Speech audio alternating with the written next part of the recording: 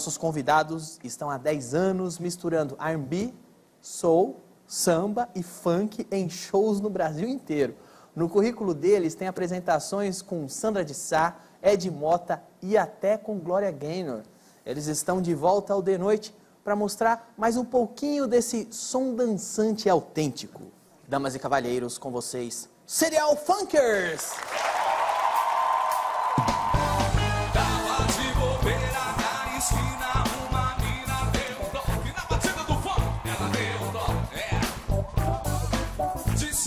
Tinha que ouvir uma parada muito choque, parada muito funk. Era um som interessante, a beça que eu ia me amarrar, dos caras muito louco, figuraça que botavam pra quebrar, pra dançar. Eu falei pra ela que eu tenho um gosto muito especial, que pra me convencer a banda ia ter que ser muito legal. Ela tirou da capa, colocou no prato, levantou o braço delicadamente e pousou a agulha no LP de vinil. Simbora, galera! Serial Funkers, porque funk é coisa séria. Serial Funkers, Serial Funkers, é mais do que batidão. Serial Funkers, na batida do coração.